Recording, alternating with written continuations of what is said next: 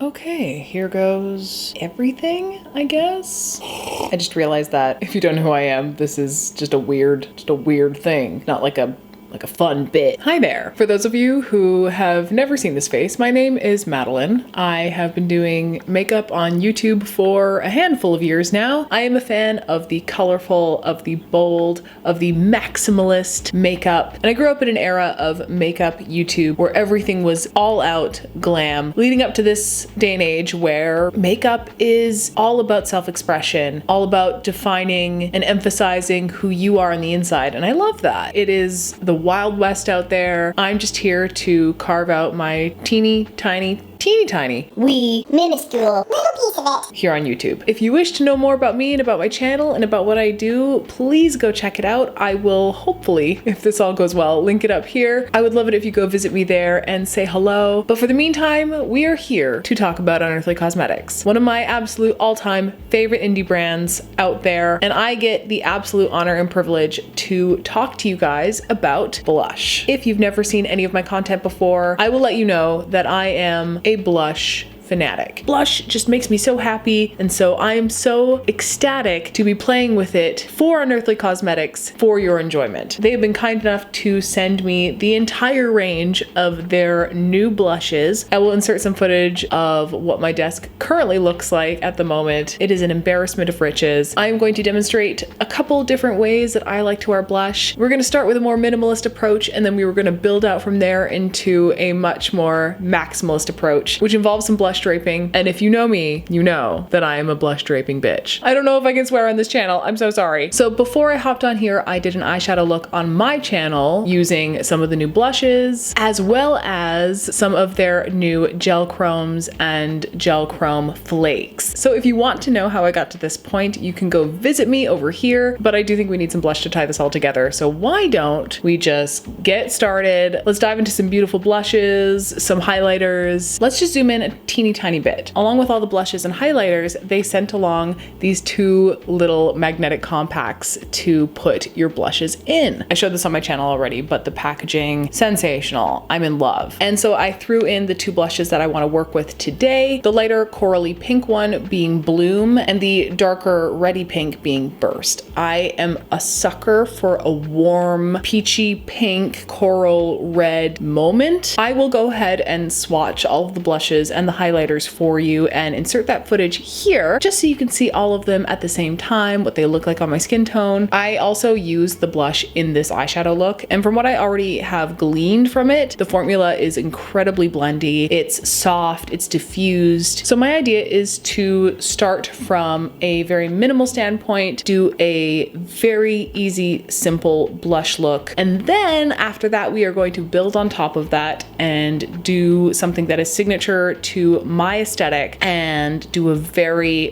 blown out, intense blush draping moment. And one of the easiest ways to achieve that is to actually use your blushes in your eyeshadow look. I digress. I've talked too much already. Why don't we just dive on into the first blush? So the first blush that I wanted to play with today is called Bloom. It is a coral peachy dream. This is a technique for the people who are a little gun shy about blush. So my favorite kind of brush to apply blush with is a nice fluffy angled brush, but this is a shape that really hugs that curve of your cheek really, really nicely. So let's just tap into this guy here. You can tell that lots of pigment's picking up on the brush already. Tap it off, and I'm just gonna start tapping and brushing upward right on the apple of the cheek. You can kind of see when I smile that that is the part of the cheek that sticks out the most. Not a lot of pigment right off the bat, but that's good. You want these to build.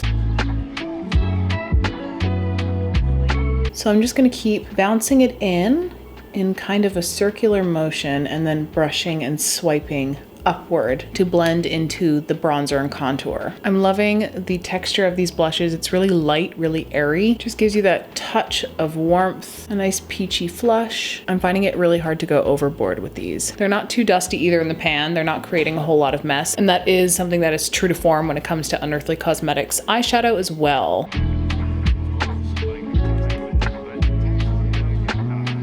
Upon initial inspection, I just assumed that these blushes were matte. The more I'm working with it, the more I think there might be just like a slight bit of glow in the formula, because it's really picking up on the cheekbone there, which is not a bad thing. Milani Luminoso is like one of my favorite products of all time. And this is kind of giving me that, but a little more gentle of a glow and a little more pigment to back it up. Making sure not to take it too far up this way, at least for this look, and making sure that we blend it out on the edge there, closer to the center of the face. Next, and this is something that I normally do with pretty much every look, I like to take the blush and just hit the center underneath the chin right here. I love a good chin blush moment, and it draws your focus into the center of the face. It sort of creates this triangle shape. And these blushes are being super cooperative. And I think this is enough on its own. There's just a hint of warmth, a hint of glow, a hint of rosiness. If this isn't enough for you and you are feeling like, you know what, I want like 2% more whimsy, then what I like to do is take the same brush, dip it back into the blush, and rock the brush back and forth across the nose. Just above the tip of the nose here, not too high onto the bridge, but I like to do this in lieu of heavy nose contour. So I just kind of like to rock it gently while I tap back and forth. But even just that little amount of blush, just hugging the nose ever so slightly, just gives you that sort of youthful, sun-kissed, flushed effect to the face. And these days, for the most part, this is the zone in which I like to live. Here you can pop on some highlighter, especially just right here onto the apple of the cheek, throw on some gloss, call it a day. But today I'm going to take it a step further, maybe several steps further, and show you how this look can be turned on its head with a very dramatic, ethereal blush draping moment. So for this step, we're going to go in with the deeper tone of blush. This is Burst. It is a very poppy red moment. I love these tones to create a more dramatic flush. So I like to start off with a smaller brush and start to buff into this edge of the eyeshadow. Since I used this exact color of blush to blend the edges of this eyeshadow look, this should blend out really nicely. So I'm doing tapping motions, doing small circular motions, starting to take it down farther across the cheekbone and up into the temple.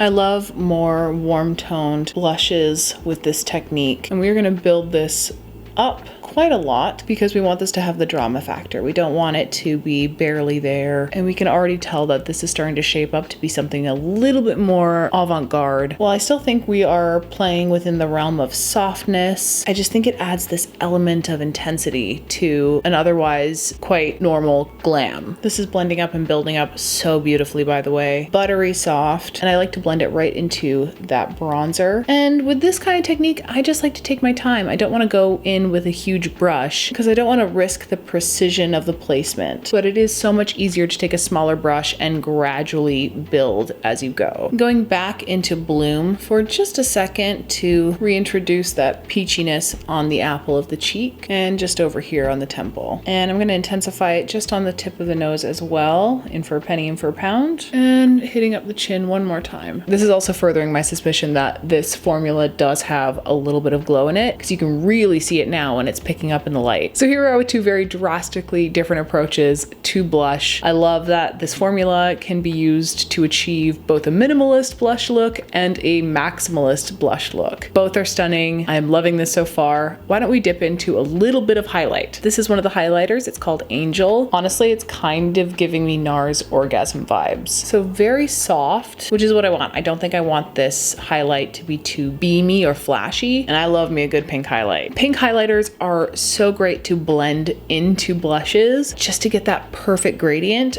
This feels just as soft and creamy as their shimmer formula for their eyeshadow. It's not kicking up any dust whatsoever. So let's take this onto a small brush, and I'm gonna just pinpoint the front apple of the cheek right here. I don't want to ruin all of this draping that we've done, so I'm gonna keep it concentrated just right here on the ball of the cheek.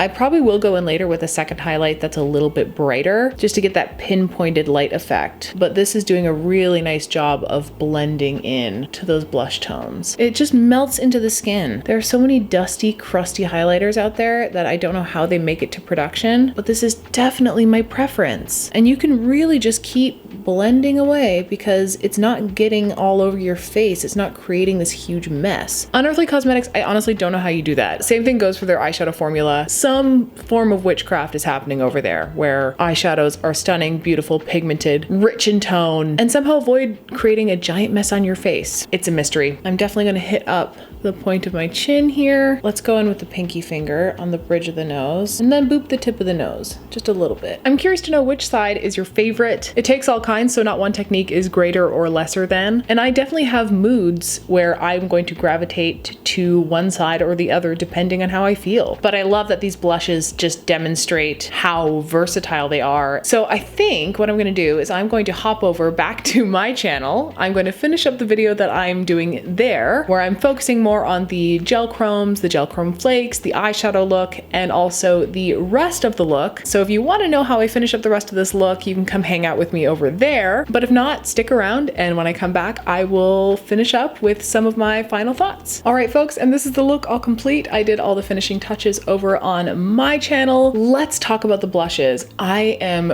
really in love with this formula. Just like I was hoping, these blushes are really blendable. They diffuse beautifully onto the cheek. They build so effortlessly. I did not have to do a whole lot of work to make this whole blown out experience just really soft and really blended. Basically, the blush does all the work for you. You saw it happen in real time. I did not have to fuss or fight. And if you know me, you know I hate fighting with makeup, which is why I'm such a huge fan of this brand. They make makeup that's accessible and easy to use, but still being fun and interesting. They truly make makeup fun to use, and that's why I love this brand so much. So highly recommend picking up at least one or two of these. I know they also sell magnetic palettes, so if you do pick up a couple of these singles, you can pop them in a magnetic palette, or you can grab one of these little single compacts, which I also just adore so much. The blushes play really nicely with their eyeshadow formula. So if you were wondering whether or not they play nicely together, they do. As far as the highlight goes, I'm so